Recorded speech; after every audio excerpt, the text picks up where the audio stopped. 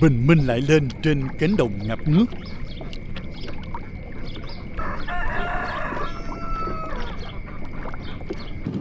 Mặt nước phẳng lặng mênh mông. Từ xa nhìn ngôi nhà của ba bề như ốc đảo giữa cánh đồng ngập nước. Lên đi con, lên. Sáng nay chị ba bề đến chợ mua ít rau quả. Chị vừa đến nhà cũng là lúc anh ba đem về rổ cá đánh bắt được ở cánh đồng phía trước nhà. Làm qua làm lại thì cũng trả lại kho mắm. Thì gồm muốn đồng luộc, mắm kho, đủ thứ.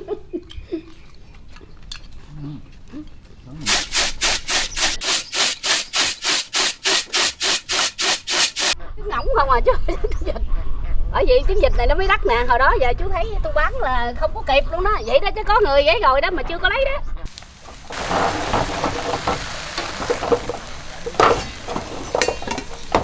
Chẳng mấy chốc chúng tôi được thưởng thức món bánh xèo được chế biến theo cách dân dã ở giữa cánh đồng nguồn nước nổi, nơi anh chị ba bề bám trụ hàng chục năm ròng rã. Từ ngày đất còn phèn đỏ như cao khô đến ngày nước bạc lấp lánh đến giờ.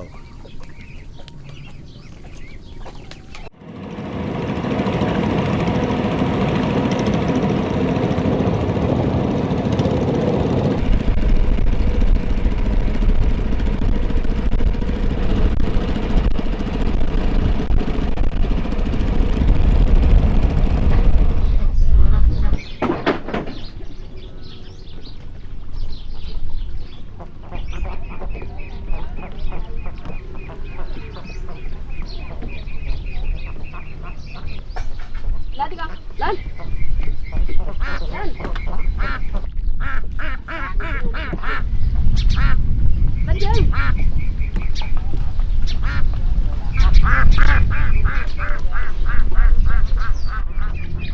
Sáng nay chị ba bề đến chợ mua ít rau quả. Chị vừa đến nhà cũng là lúc anh ba đem về rổ cá đánh bắt được ở cánh đồng phía trước nhà.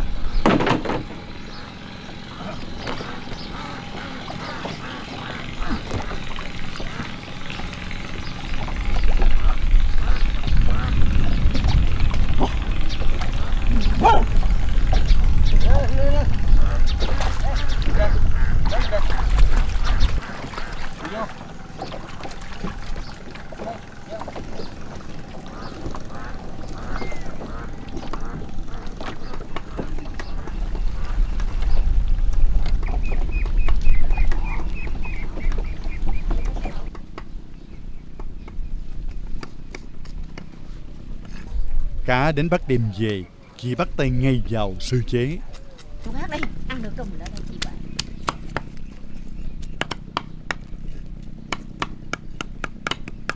Quê chị ba bề ở An Giang.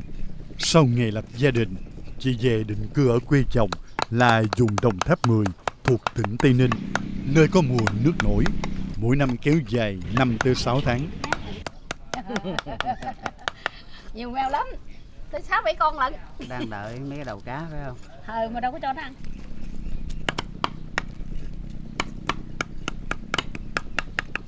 Chưa đầy tuổi đó.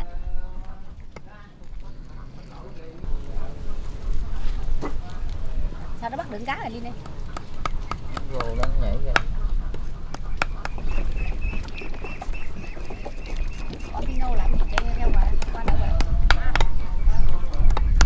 Không thấy nằm rồi.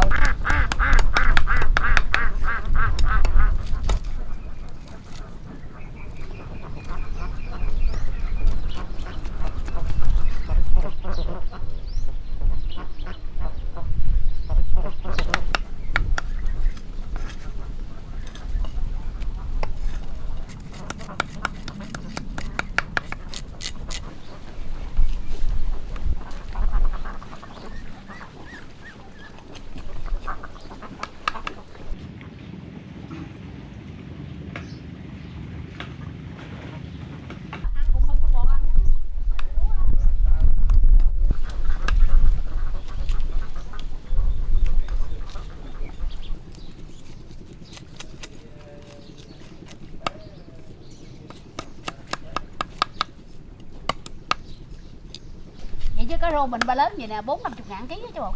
Trời ơi, bán cá lớn lớn mà ngồi bán tách ngàn cá lớn á. Thôi mày mần mà. Mần rồi. Mình nó văng hôm đầu nước hổm á, hôm lúc nước biêu á, nó bán được 50.000 mà đều có bự có nhỏ ngang, chứ không phải nhỏ không vậy. Chị ba sống ở đây lâu chưa? Dân ở đây luôn từ đó giờ luôn. Anh này thì ông ở đây, còn tôi thì ở Vĩnh Châu nè, thì Vĩnh Châu với mình đây sát bên chứ đâu. Giờ mình nhập lại xã luôn rồi. Tôi ở Vĩnh Châu A. Giờ Vĩnh Châu A với mà Vĩnh Đại với Vĩnh Bửu mình nhập lại chung luôn rồi. Hồi đó thì giờ ở đây nè.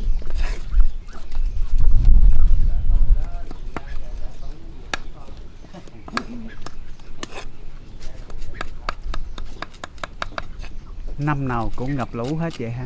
Ngập mà đều có năm nay hơi nhiều, chứ mỗi năm thì nó cũng cỡ này ha, nó cỡ này thôi à, chứ nó không có lên nữa. Còn năm nay là nó ngập lên tới cái sân này, chỗ này mình ngồi là ngập luôn mà. Hổm nó ngập luôn, nó ngập leo lên, còn chỉ trong cái nền đó thôi. Mà điều đó ngập không có sâu nha, lấp lắm nè. Tránh ra hết cỏ gì cái đó. Mình sống giữa đồng nước về rồi thấy việc đi đứng có bất tiện không chị? Tại vì đó giờ mình sắp quen rồi cũng bình thường. Tại vì đó giờ tôi xe thì gửi dưới Kinh, còn đi trong đây thì đi chỗ lãi không, 2-3 chiếc vậy đó. 3 người mà 2-3 chiếc vậy đó. Nó tiện hơn người ta, tại vì tôi ít người, tôi chỉ có 3 người hả. Giờ mình chưa có tới giai đoạn tính.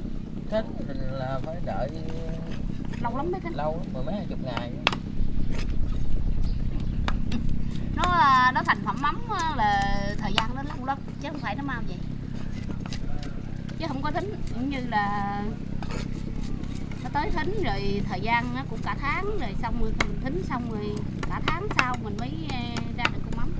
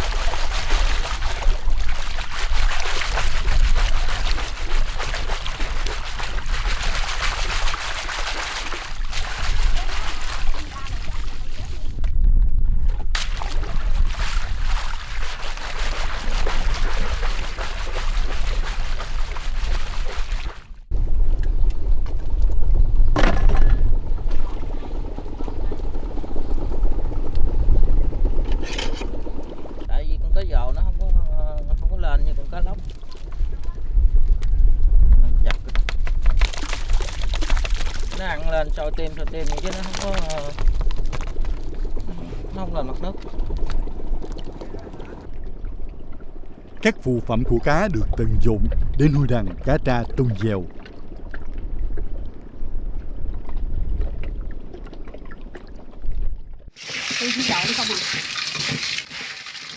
Cá sau khi đánh bắt đem về được chị Ba Bề làm sạch để ráo nước, sau đó sử dụng muối để ướp.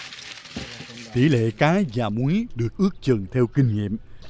Vì sản lượng cá đánh bắt không cố định, nên cá vừa đánh bắt, chị Ba Bề ướp muối ngay sau đó. Theo chị Ba Bề, cá tươi sẽ cho sản phẩm chất lượng cao hơn.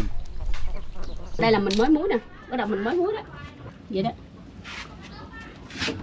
Tôi chỉ ước lượng vậy thôi, chứ còn người khác thì người ta bắt cân, tôi cũng không có cân. Tôi muối chừng nào đầy hạt là tôi tính à.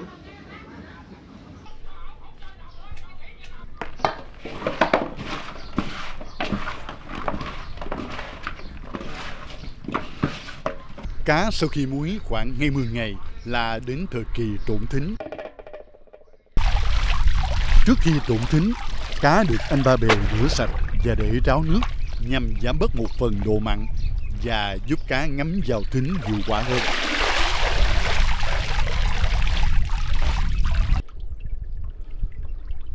Rửa sạch hết, toàn bộ lại hết, rồi đem lên để ráo lại mới thính. Rửa hết rồi xong mới để cho nó ráo nước. Nó ráo nước xong rồi chúng mới thính lại là cho nó mình mới đem thính lại, mình mới đổ ra thau, rồi mình mới trộn thính.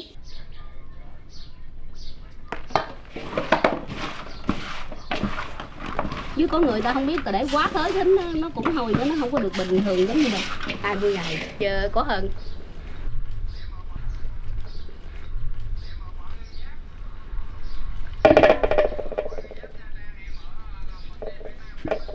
Cá ướp muối kết hợp với thính tạo nên món ăn có thể bảo quản lâu ngày, ở đây gọi là mắm. Chị Ba Bề cho biết thính được làm ra từ cơm phơi khô rang chín, sau đó được xay nhuyễn, có tác dụng làm tăng mùi thơm cho mắm cá. Lâu lâu cũng não lắm, khoảng chừng 2 tháng sau mới trao được. 2 tháng, tháng mấy đến 2 tháng mình mới trao đường, nếu cái đó là sớm nhất. Còn nếu không thì để từ 6 tháng ăn lên nó mới ngon.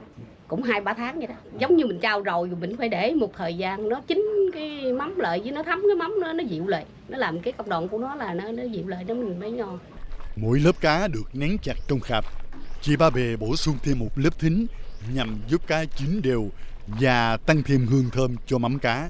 Khạp vậy nè là phải từ giá 4 kg đến 5 kg đường. Đó là tôi thính cũng giống như mình dân đồng chứ không phải thính như chợ. Tại vì tôi làm này từ hồi khi tôi mới có 10 mấy tuổi là làm rồi. Hồi ở với mẹ mới có 14-15 tuổi là làm rồi. Tới giờ phải vậy đâu, hồi đó còn đi giăng lưới nữa kìa, giăng rồi về mới mặn. Mỗi năm chị Ba Bề làm ra vài trăm ký mắm từ cá được đánh bắt trên cánh đồng gần nhà. Cá tươi được làm mắm tỉ mỉ ở mỗi công đoạn. Tỷ lệ pha chế muối, đường và thính phù hợp, ủ đúng ngày tháng, kết hợp màu sắc tự nhiên theo cách làm truyền thống, nên sản phẩm được bán hết cho khách hàng xung quanh. Nhiều người gọi chị là bà Ba Mắm.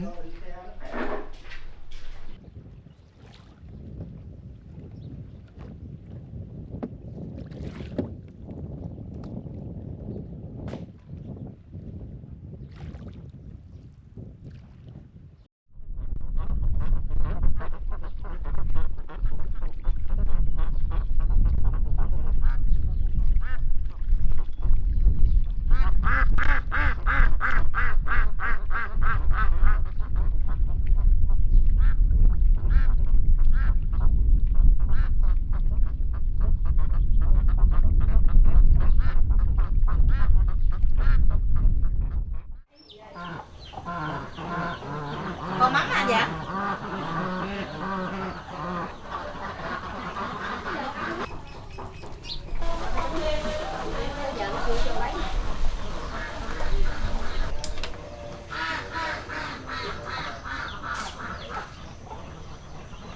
Nó không có hôm qua hay có cà gì ta kho chung, còn mình ở đây xa quá đâu có ăn được đâu. Mày đưa cho con chân nè, con chân ăn á. Mà tới giờ nó chưa vô đó. Còn chưa có đưa cho bà dưa nữa. Đẻ dưa được. Nó mới đẻ cái bầy vịt nó mới đẻ có 6-7 trứng. Bầy vịt già thì nó đẻ có 8 trứng.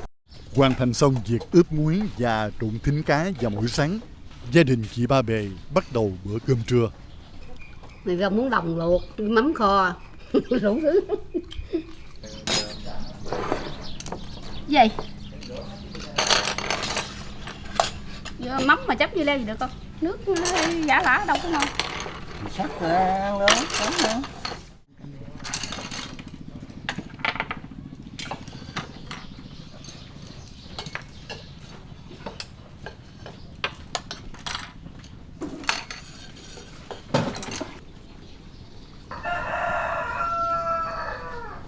Ở trong đây không có nồi cơm điện đâu.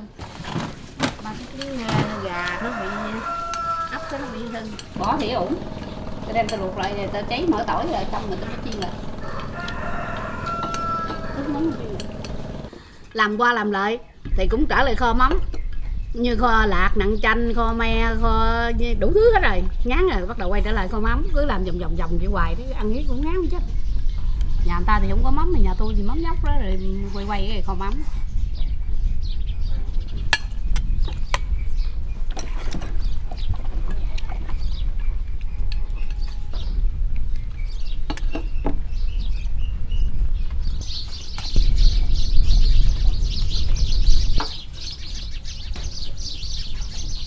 rau muống đồng luộc, mắm kho, đủ thứ.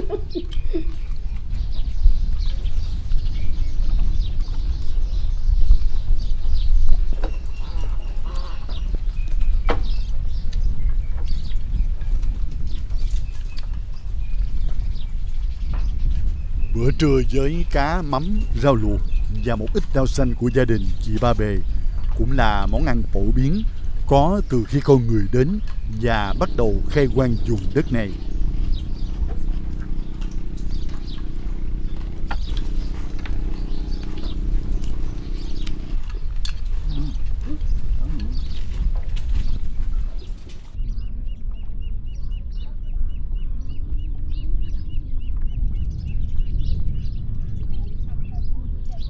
Với diện tích khoảng 1.000 mét vuông, toàn bộ trang trại biệt lập giữa cánh đồng nguồn nước nổi, tựa như hòn đảo giữa biển nước. Xung quanh được bao bọc bởi cây tràm, loài cây chịu đựng nước ngập và phèn.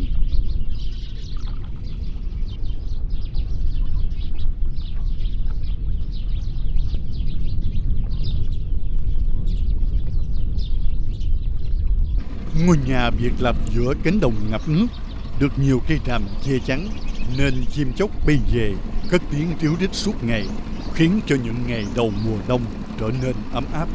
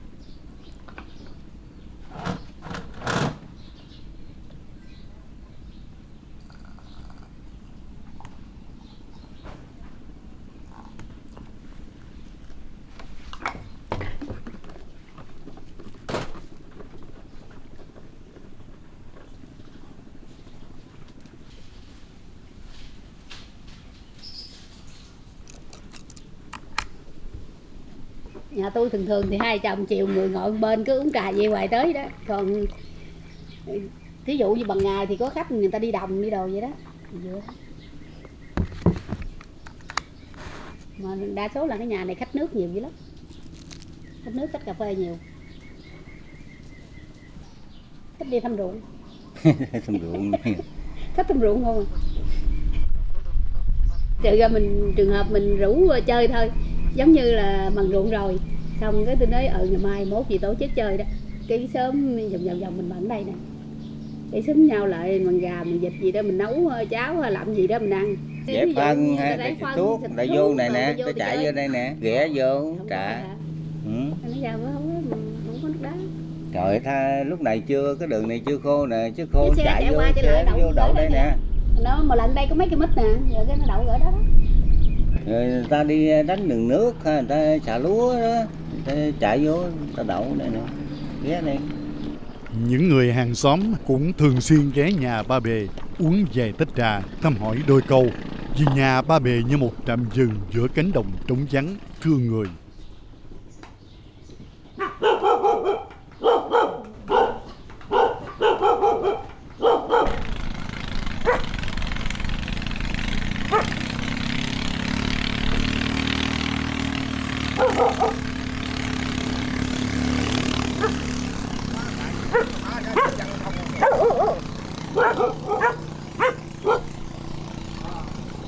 Ngơi có gì?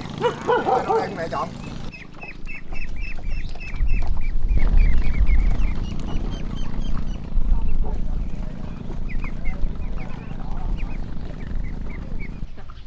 Vịt gà thả lội bốn phía vì xung quanh có hơn 1 hectare đất sản xuất của gia đình, kết hợp với vài hectare đất thuê của những chủ ruộng lân cận.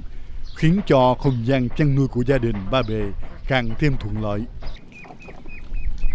Đổ sẵn như tới giờ nó làm đổ tùm lum ban gà luôn. Đây kìa, sóc ra hả? Sóc ra lại đây.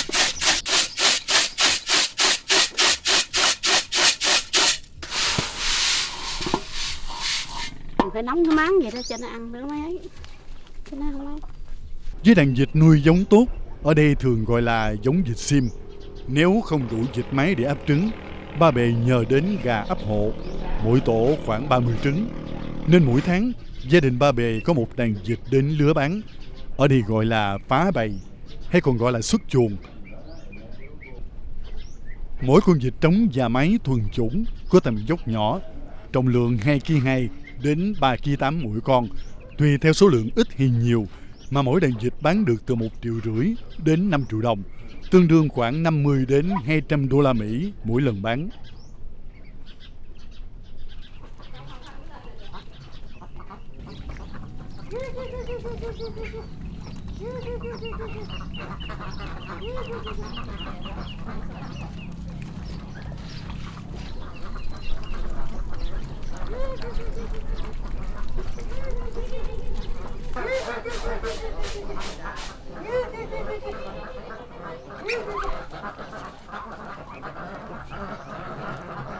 Khoan để tôi đổ cái hả? Vô đổ tôi đổ lúa thêm cái. Ba con vịt con đó nó đi qua đi lại hoài chứ chắc.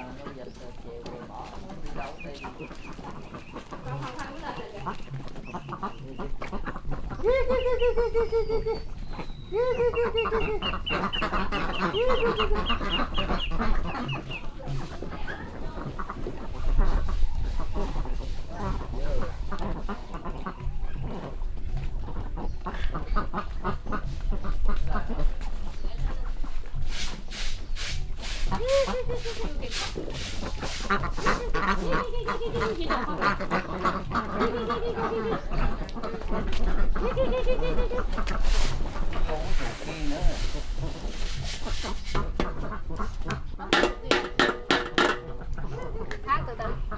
Để nó đi không lại gì vậy? Tục ra nó mới ấy được.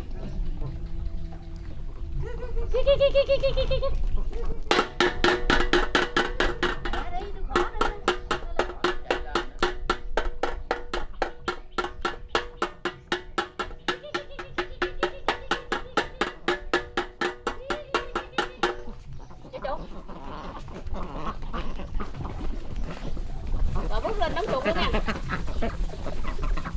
Bút lên nóng luôn. Bút lên nóng chuột lại luôn.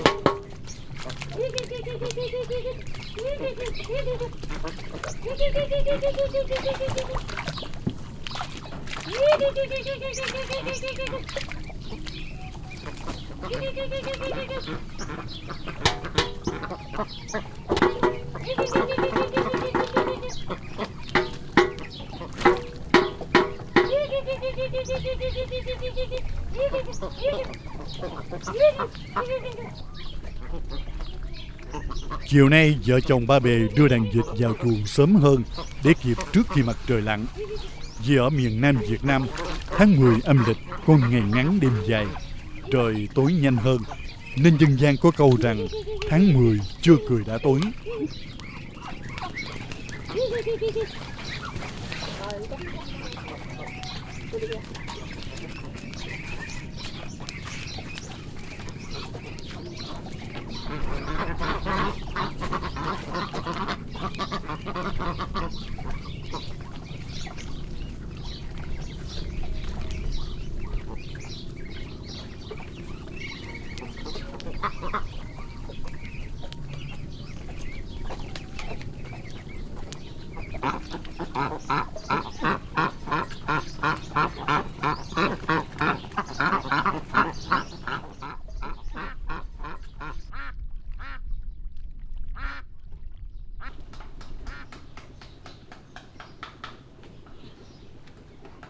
Đàn gia cầm đã vào chuồng. Đó cũng là lúc anh Ba Bề thư giãn bên tách trà sau một ngày đánh bắt, chăm sóc đàn vật nuôi sau nhà và trên cánh đồng ngập nước.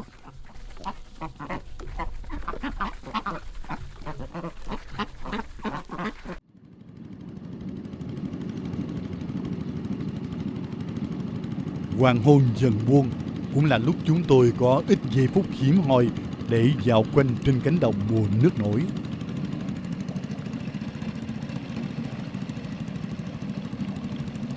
Mặt nước phẳng lặng mênh mông. Từ xa nhìn ngôi nhà của Ba Bề như ốc đảo giữa cánh đồng ngập nước.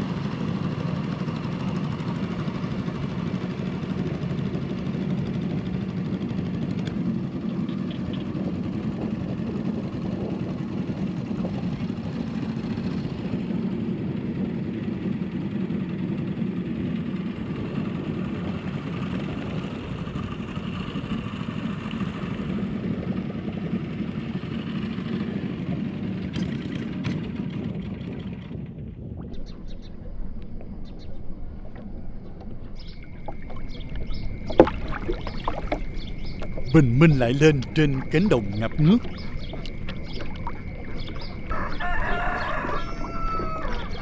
Từ xa, chỉ có thể nhận ra nhà ba bề từ hai đốm sáng phát ra nhờ tấm pin sử dụng năng lượng mặt trời.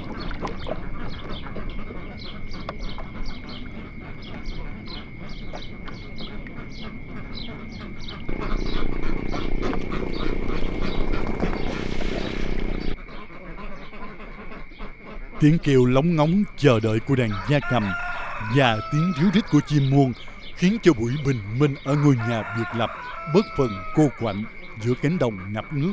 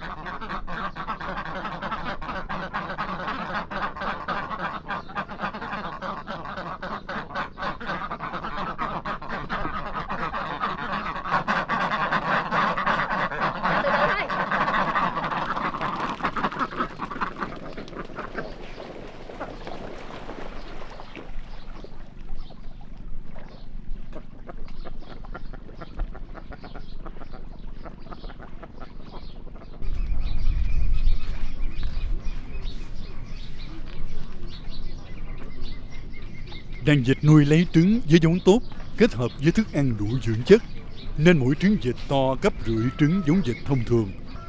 Chị Ba Bề cho biết, nhờ vậy mà tất cả trứng đều có khách hàng đặt mua trước.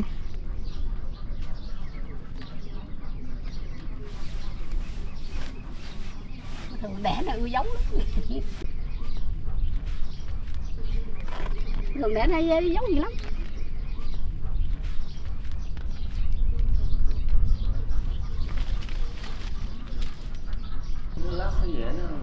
Chút xíu đi về cái nó đói đi về lại ăn nữa.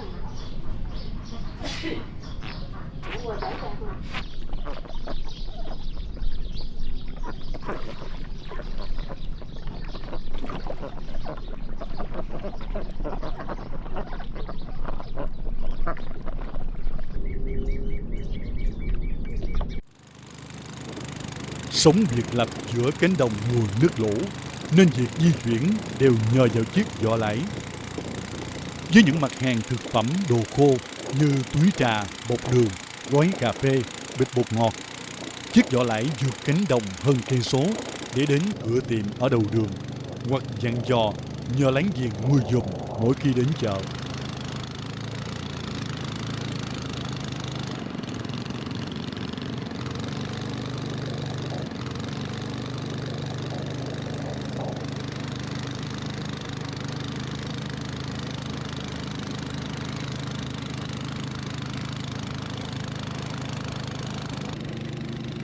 Khi cần mua rau củ quả hay mua sắm những mặt hàng tiêu dùng có giá trị cao hơn, chị Ba Bề phải vượt qua cánh đồng ngập nước. Tiếp theo, di chuyển trên đoạn đường bộ gần 7 cây số, sau đó tiếp tục qua một lần đò.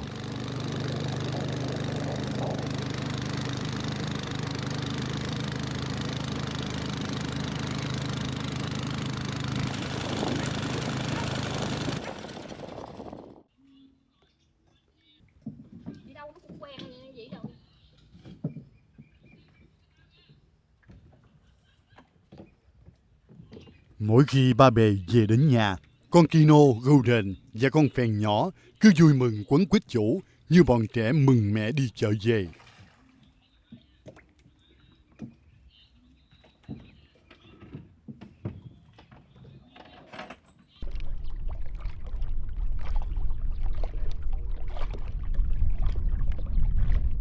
Sáng nay, anh Ba Bề bắt đầu kéo những mẻ lưới đầu tiên trên cánh đồng gần nhà.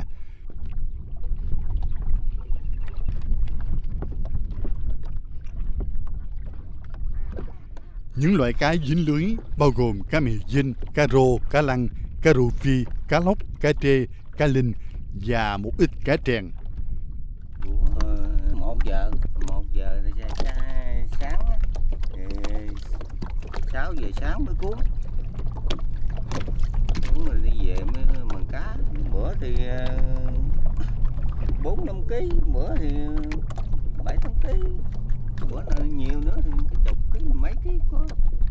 Tùy theo bữa. Để cá mắc lưới, Ba Bề cũng như nhiều ngư dân khác phải bủa lưới lúc nửa đêm vì cá thường dính lưới nhiều vào lúc trời gần sáng. Công việc như vậy đã gắn bó với gia đình Ba Bề từ hơn 40 năm qua. Với 20 dàn lưới có tổng chiều dài khoảng 1,5 km, sáng nay anh đánh bắt được gần 4 kg cá các loại. Anh Ba Bề cho biết ngày thu hoạch được nhiều nhất khoảng 10 kg cá. Tuy vậy, sóng gió bất thường, nhiều đêm không thể bủa lưới, nên ngày đó thất thu. Trong năm, thời gian đánh lưới bắt cá của Ba Bề kéo dài 5 đến 6 tháng, bắt đầu từ khi mùa nước ở thượng nguồn sông Mekong đổ về và kết thúc khi nước rút cạn khỏi các cánh đồng.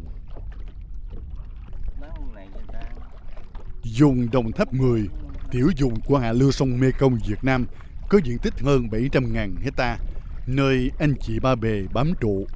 Mỗi năm ở đây có 5 đến 6 tháng ngập nước, phải di chuyển bằng xuồng. Vất vả nhiều, nhưng gia đình chị Ba Bề vẫn bỏ lại phía sau những nhọc nhằn để bám trụ hàng chục năm ròng rã. Từ ngày đất còn phèn đỏ như cao khô, đến ngày nước bạc lấp lánh đến giờ.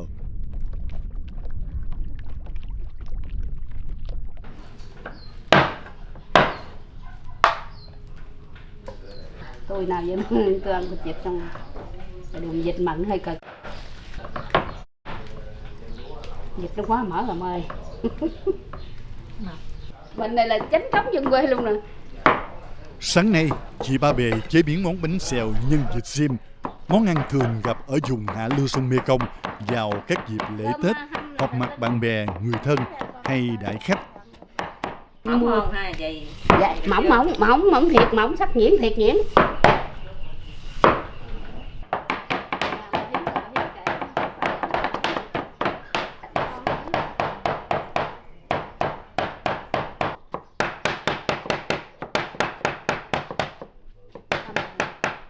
Chị Mơ, hàng xóm, được chị Ba Bề mời đến hỗ trợ.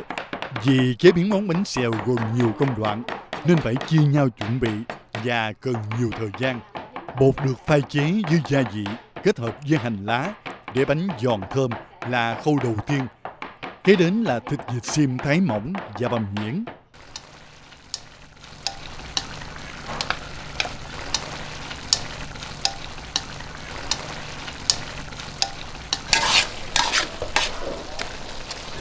Theo chị Ba Bề, nhân bánh xèo được chế biến từ thịt của giống vịt xiêm vẫn là lựa chọn được chị ưu tiên hàng đầu, vì sẽ làm tăng hương vị thơm ngon, đậm đà. Nhân bánh được chuẩn bị công phu từ khâu chọn, chế biến thịt gia cầm với gia vị kết hợp với các loại rau củ, nên từ chiếc áo giáp vàng rực bên ngoài đến nhân bánh đủ màu sắc bên trong, tạo thành chiếc bánh xèo với đủ hương sắc mùi vị. Nên thưởng thức bánh xèo ở đây không chỉ ngon mà còn no cả mắt.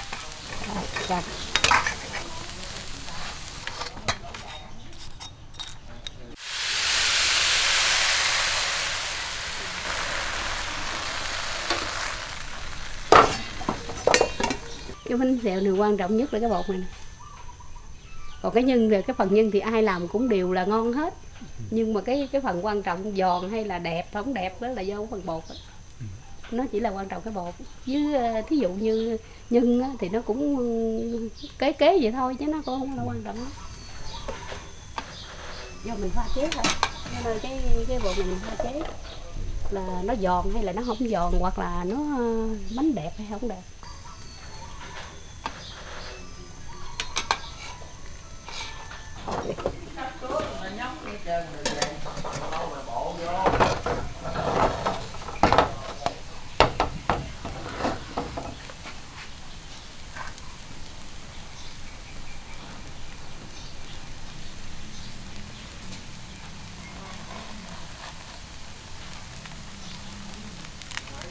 Ở nơi có điều kiện chăn thả tốt, vịt được nuôi thả rông kết hợp với thức ăn đủ dinh dưỡng, nên chất lượng thịt có sự khác biệt rõ ràng. Đó là điều chị Ba Bề hài lòng khi sử dụng thịt vịt sim nuôi tại nhà để chế biến món bánh xèo.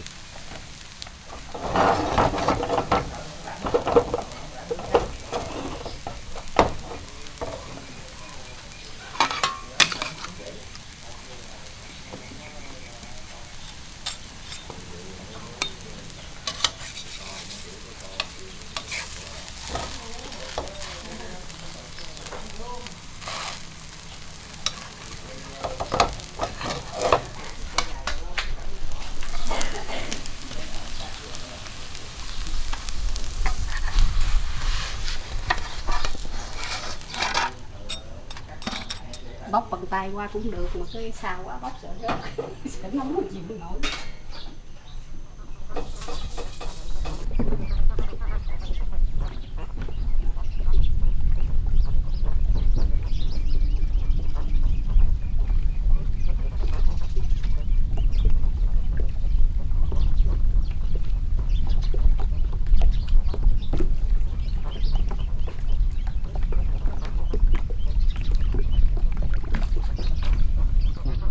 Chẳng mấy chốc, chúng tôi được thưởng thức món bánh xèo được chế biến theo cách dân dã ở giữa cánh đồng mùa nước nổi, kết hợp với món cá chiên giòn thơm được anh Ba Bề đánh bắt lúc sáng, tạo nên ấn tượng khó quên.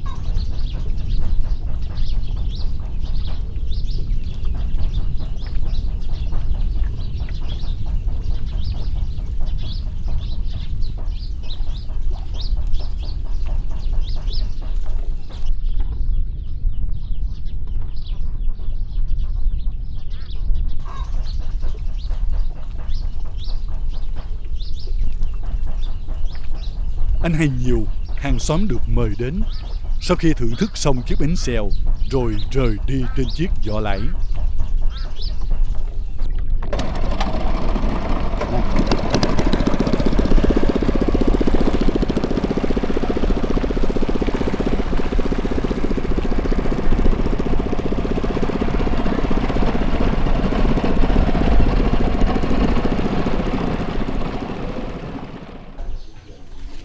Chúng tôi tiếp tục thưởng thức món bánh xèo với nhiều người hàng xóm của chị Ba Bề trong không gian mênh mông bát ngát của mùa nước nổi. Anh lên không chị? Dạ đang lên đó.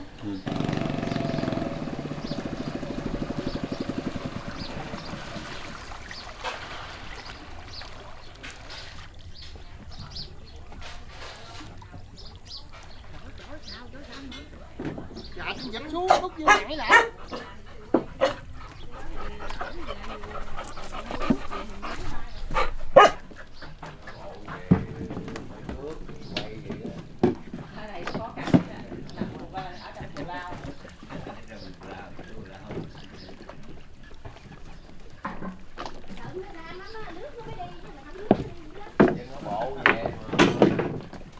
Lúc sau, anh Thuận, hàng xóm, cũng được Liêm, người con duy nhất của anh chị Ba Bề, chạy giỏ lãi đến trước để đến cùng thưởng thức. Nên bánh xèo còn là món ăn gắn kết tình thân gia đình, chòm xóm, bạn bè.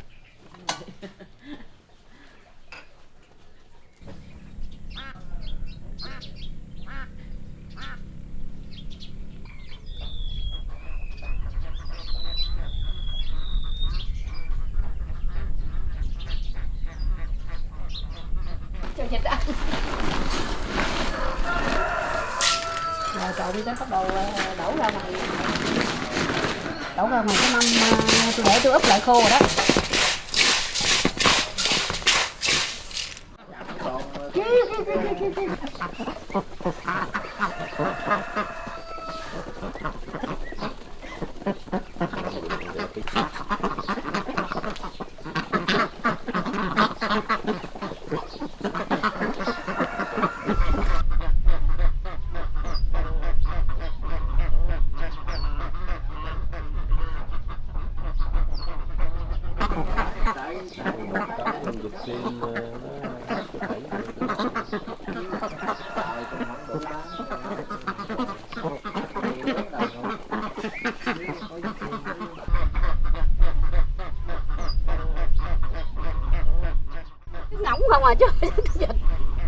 chiến dịch này nó mới đắt nè. Hồi đó giờ chú thấy tôi bán là không có kịp luôn đó. Vậy đó chứ có người vậy rồi đó mà chưa có lấy đó.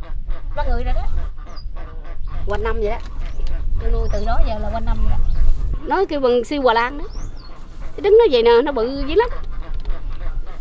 Còn nếu như con siêu trứng thì nó đâu có được như vậy đâu. Mình nuôi mình bán nó không có chạy.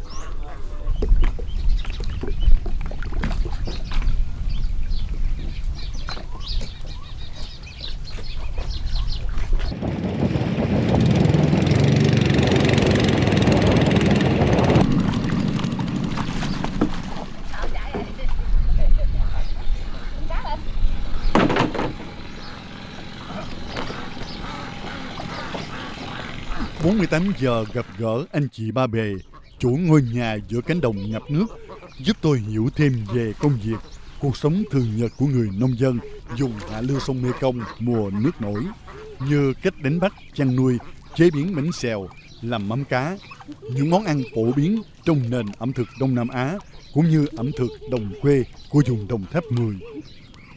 Tuy sống cách biệt về không gian, nhưng không cách biệt về tình nghĩa xóm giềng, bởi xung quanh anh chị Ba Bề còn có xóm giềng thân thiện, trọng nghĩa tình.